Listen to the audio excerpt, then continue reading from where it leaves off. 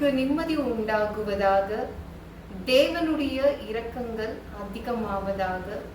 தேவன் என்ன சொல்றாங்கன்னா, சகரியா 9:12, நம்பிக்கை உடைய சிறைகளே அரணுக்குள் திரும்புங்கள், இரட்டிப்பான நன்மைகளை தருவேன், இன்றைக்கே தருவேன். தேவன் உங்களுக்கு இரட்டிப்பான நன்மை தருவேன்னு சொல்றாங்க, அதுவும் இன்றைக்கே தருவேன்னு சொல்றாங்க. ஆனால் நீங்க ஒன்றில இருந்து வெளியில வரணும், சிறையில இருந்து வெளியில வரணும்னு சொல்றாங்க. என்னங்க, ஜெயில இருந்து நானே எப்படி தனியா வர முடியும்? என்னை காப்பாத்தினாதானே வர முடியும். இல்ல, தேவன் அப்படிதான் சொல்றாங்க. நீங்க சிறையில இருந்து, வியாதி என்ற சிறையிலிருந்து, வறுமை என்ற சிறையிலிருந்து, கெட்ட பழக்கங்கள் என்ற சிறையிலிருந்து, ஜெயிலிருந்து நீங்க வெளியில வந்துடணும். எப்படி வெளியில வருது, அதற்கு என்ன எப்படி வர்றதுன்னா அதையும் அவர் சொல்றாரு. நம்பிக்கை உடைய சிறைகளே அரணுக்குள் திரும்புங்கள். திரும்ப வரணும், நம்ம இயேசுவை நோக்கி திரும்பி வரணும். மனம் திரும்ப வேண்டும். நம்ம மனது தேவன் பக்கமா திருப்பி வைக்கணும். வியாதி பக்கமா திருப்பி வைக்காதீங்க, பிரச்சனை பக்கமா திருப்பி வைக்காதீங்க, இந்த கெட்ட பழக்கங்கள் பக்கமா உங்களுடைய மனதை திருப்பி வைக்காதீங்க. மனதை நல்லா ஃபுல்லாவே திருப்பி ஏசு பக்கமா வந்துடுங்க. அப்படி வந்தீங்கன்னா உங்களுக்கு ஏசு என்ன கொடுப்பாருன்னா, இரட்டிப்பான நன்மை தருவார். நீங்க சிறை வாழ்க்கையிலிருந்து வெளியில வந்துடுவீங்க. யாருக்கு தான் ஒரு சிறையில இருக்க பிடிக்கும்? யாருக்கு தான் பூட்டி வச்ச இடத்துல இருக்கிறது பிடிக்கும்? என்னங்க, கிச்சன்லயே அடைஞ்சிட்டு இருக்கேன், ஒரு ரூம்குள்ளேயே அடைஞ்சிட்டு இருக்கேன், யாருக்கும் பிடிக்காது இல்ல? யாருக்கும் அப்படி அடைஞ்சு போய் இருக்க பிடிக்காது. அதனாலதான் தேவன் சொல்றாங்க, உங்க மனதை திருப்பினால் போதும், நீங்க அந்த ஜெயில் வாழ்க்கையில இருந்து வெளியில வந்துட முடியும் சொல்றாங்க. சரிங்களா? நீங்க உங்க மனதை திருப்பி வந்தீங்கன்னா, வந்த அன்னைக்கே இரட்டிப்பான நன்மையை நீங்க தேவன் கிட்ட பெற்றுக்கொள்ளுங்க. சில நேரம் நம்ம மனசு என்ன ஆகுது, ரொம்ப தூரம் இயேசுவை விட்டு போயிடும். அது பாட்டு சுத்தம், மனசு கொள்ளாது, அது பாட்டு சுத்திட்டே இருக்கும் தேவனை விட்டு. நீங்க தான் அந்த மனசை இயேசு பக்கமாக திருப்பணும். உங்களுக்காக வேற யாரும் உங்க மனதை திருப்ப முடியாது. நீங்க தான் மனம் திரும்பி தேவன் கிட்ட சேரணும். ஒரு பெண் என்ன பண்ணானா, 12 வருஷமா அவ என்ன பண்ணிட்டு இருந்தானா, சொத்துக்களை வித்துட்டு இருந்தாங்க. ஏங்க 12 வருஷமாவா சொத்தை விற்பாங்க? ஏன்னா அவளுக்கு இருந்த வியாதி, அதற்கு செலவு பண்றதுக்கு பணம் கிடையாது. அதனால இருக்கிற அத்தனை சொத்து வித்துட்டே இருந்தா. அவ்வளவு பெரிய பணக்காரங்க போல அவங்க இல்ல. 12 வருஷமா விற்கிறதுக்கு அவளுக்கு சொத்து இருந்திருக்கு. அதுக்கப்புறம் 12 வருஷம் கழிச்சுட்டு தான் அவளுக்கு தெரியும் இயேசு இருக்காரு, அவர் நம்மளுக்கு சுகம் கொடுப்பாருன்னு சொல்லிட்டு போறா. சும்மா வஸ்திரத்தை தாங்க தொட்டா உடனே சுகம் கிடைச்சிருச்சு. நம்ம தேவன் இருக்காரே, வல்லமை உள்ளவருங்க, அவர் சரி பண்ணுவார்.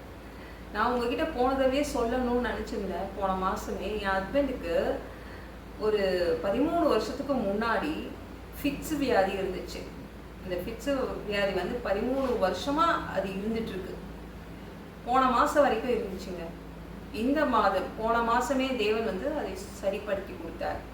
அதாவது அவங்களுக்கு அந்த டைம்ல டாக்டர்கிட்ட போகும்போது 13 வருஷத்துக்கு முன்னாடி பேலன்ஸ் ஓடி 500ன்னு ஒரு டேப்லெட் எழுதி கொடுத்தாங்க.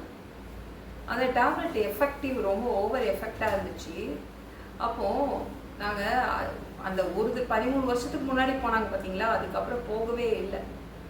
நாங்கள் ஒரு விஷயத்துக்காக டாக்டரை திரும்பவும் போய் பார்க்க போனோம். என்னுடைய ஹஸ்பண்டுக்கு கழுத்து வலியும் இடுப்பு வலியும் இருந்துச்சு. அதுக்காக டாக்டர்கிட்ட போகும்போது டாக்டர் கேட்டாங்க, இன்னுமா பேலன்ஸ் ஓடி 500 போட்டுட்டு இருக்கீங்க? 13 வருஷமாவா? 13 இயர்ஸ்க்கு மேலேயா போட்டுட்டு இருக்கீங்க? அது சைடு எஃபெக்ட் இருக்கு, லிவர் ஃபெயிலியர் ஆகும் சொல்லிட்டு டெஸ்ட்லாம் எழுதி கொடுத்தாங்க. அப்போ லிவர் டெஸ்ட்டு, அப்புறம் இந்த லிவர் ஒழுங்காக ஃபங்க்ஷன் ஆகுதா அதுக்கு ஒரு டெஸ்ட் எழுதி கொடுத்தாங்க. அப்புறம் இஇஜி, எம்ஆர்ஐ இதெல்லாம் எடுத்து கொடுத்தாங்க. எடுக்க சொன்னாங்க. நாங்கள் போய் எடுத்துகிட்டு போய் காமிச்சோம். உடனே டாக்டர் என்ன தெரியுமா சொன்னாங்க, உங்கள் ஹஸ்பண்ட்க்கு இருக்கிற இந்த வலிப்பு வியாதி எல்லாம் சரியாயிடுச்சு, இந்த ஃபிட்ஸு, இந்த சீசர் எல்லாம் சரியாயிடுச்சு, சுகமாயிட்டாங்க அப்படின்னாங்க. எவ்வளோ சந்தோஷமாக இருந்துச்சு. அன்றைக்கெல்லாம் நான் பார்க்குற எல்லாருக்கிட்டையும் சொன்னேன், என் ஹஸ்பண்டுக்கு தேவன் சுகம் கொடுத்தாரு. அதுக்கு முன்னாடி ஒரு வாரத்துக்கு முன்னாடி நான் என் ஹஸ்பண்ட் எப்பவுமே ஒரு சோஃபாவில் உட்காந்துட்டு இருப்பாங்க. அந்த இடத்துல தேவனுடைய வஸ்திரத்தை பார்த்தேன். தேவனுடைய வஸ்திரம் அங்கே வைக்கப்பட்டிருந்துச்சு.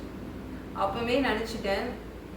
அதுக்கப்புறம் தான் நினச்சேன், ஓகே, இந்த வஸ்திரத்தை தேவன் என் ஹஸ்பண்ட் தொடுற மாதிரி வச்சுருக்காரு.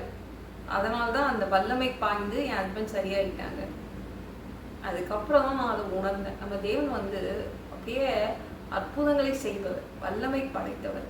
அவர் உங்களுக்கு உங்க சிறை வாழ்க்கையிலிருந்து உங்களை காப்பாற்றுவார். எந்த ஜெயிலுக்குள்ள மாட்டிட்டு இருந்தாலும் பரவாயில்ல, எதுக்குள்ள அடைஞ்சிட்டு இருந்தாலும் பரவாயில்ல. ஒன்னே ஒண்ணுதான் செய்யணும், உங்க மனதை இயேசு பக்கம் திருப்பிட்டா போதும், மற்றதை அவர் பார்த்துப்பாரு. உடனே நீங்க மனதை திருப்பி வந்துட்டீங்கன்னா அன்னைக்கே இயேசு கிட்ட இருந்து 2 மடங்கு நீங்க நன்மைகளை வாங்கிக்கலாம். சரிங்களா? நம்ம தேவன் இன்னைக்கும் உயிரோட இருக்கார். நம்ம இயேசு இன்னைக்கும் உயிரோட இருக்கிறாரு. இந்த வீடியோ பிடிச்சிருந்துச்சுன்னா மற்றவங்களுக்கும் ஷேர் பண்ண மறக்காதீங்க. கர்த்தர் தாமே உங்களை ஆசீர்வதிப்பாராக. ஜெபம் பண்ணலாமா? அன்பு பிதாவே, உங்க பிள்ளைங்க உங்க பாதத்துல வந்திருக்காங்கப்பா. சாமி இரக்கம் செய்யுங்க, இறங்குங்க அப்பா. உங்க பிள்ளைங்களுக்கு ரெட்டிப்பான நன்மையை கொடுப்பீங்க, அதுவும் இன்றைக்கே கொடுப்பீங்க. உங்க பிள்ளைங்களும் மனதை திருப்பிட்டு உங்ககிட்ட வந்துடுவாங்க, மனம் திரும்புவாங்கப்பா. வேற எங்கேயும் பார்க்க மாட்டாங்க, அவங்க வியாதியை பார்க்க மாட்டாங்க, அவங்க பிரச்சனையை பார்க்க மாட்டாங்க, அவங்களுடைய வறுமையை பார்க்க மாட்டாங்க, உங்களை மட்டும்தான் பார்ப்பாங்க, உங்க பக்கம் திரும்புவாங்க. நீங்களும் உங்க பிள்ளைங்களுக்கு சொன்ன மாதிரியே ரெட்டிப்பான நன்மையை கொடுத்துடுங்க. அந்த அடைஞ்சு கிடக்கிற அந்த வாழ்க்கையிலிருந்து வெளியில கொண்டு வந்துடுங்க. எல்லாம் பொல்லாத பிசாசுகள், ஏவல்கள், மந்திரங்கள், தற்கொலை ஆவிகள், பயத்தின் ஆவிகள், பலவீனப்படுத்துகின்ற ஆவிகள் எல்லாம் இயேசு என்ற பெயரினை கொண்டு துரத்துகிறேன், ஓடிப்போ. உங்க பிள்ளைங்களை ரத்த கோட்டிக்குள் மறைச்சுக்கோங்க. பரிசுத்த ஆவியால் நிரப்புங்க. ஞானஸ்நானம் எடுக்கணும், ரட்சிப்பீராக. இயேசுவின் காயப்பட்ட தழும்புகளால் எல்லா வியாதிகளும், எல்லா பலவீனங்களும், கேன்சர் போன்ற வியாதிகளும் சரியாகுவதாக. மரண படுக்கைகள் சரியாகுவதாக. ஒரு மனிதனா பிறந்தா ஜீவ புஸ்தகத்துல பேர் இருக்கணும். அப்படி இல்லைன்னா அந்த மனுஷனை பிடிச்சி நீங்க நரகத்துல தள்ளிடுவீங்க. தீ எரிக்கிற இடத்துல எப்படி போய் வாழ்றது? நாங்க பரலோகத்துக்கு வரதுக்கு ஆசைப்படுறோம். அடிச்சு உதச்சி திருத்தி எங்களை பரலோகத்துக்கு அனுப்பிடுங்க. கழுவப்படாத பாவங்கள் எங்ககிட்ட இருந்துச்சுன்னா நீங்க நல்லா உங்க திரு ரத்தத்தை கொண்டு கழுவி எங்களை பரலோகத்துக்கு அனுப்பிடுங்க. எந்த ஒரு இமை பொழுது நீங்க வருவீங்க, நீ இயேசுவை வணங்கி காத்துட்டு இருக்கோம். பரிசுத்தமா வாழ்ந்து காத்துட்டு இருக்கோம். அந்த ஒரு இமை பொழுதுல உங்களுக்கு ஒப்பான உடம்பு எங்களுக்கு கொடுக்கப்படும். அதை பெற்றுக்கொண்டு மதியமானத்துல உங்களை சந்திக்க வருவோம். அந்த தருணத்தை இழந்துடக்கூடாதுப்பா. ஒரு மனிதனால பரிசுத்தமா வாழ்றது கூடாத விஷயம். அதுக்கும் உங்க உதவி கேட்டு வந்து நிற்கிறோம் அப்பா. 7 வருடம் அந்த கிறிஸ்து ஆட்சியில விட்டுட்டு போயிடாதீங்க. பிசாசு நடத்தும் ஆட்சியில விட்டுட்டு போயிடாதீங்கப்பா. சாமி, 1000 வருடம் இந்த பூமியை ஆட்சி செய்ய வருவீங்க. அந்த பொற்காலத்தை பார்க்க ஆசைப்படுறோம். எல்லாவற்றையும் ஒப்பு கொடுக்குறேன். இயேசு மூலம் ஜெபம் கேளும் பிதாவே. ஆமென். நாளைக்கு பார்க்கலாம்.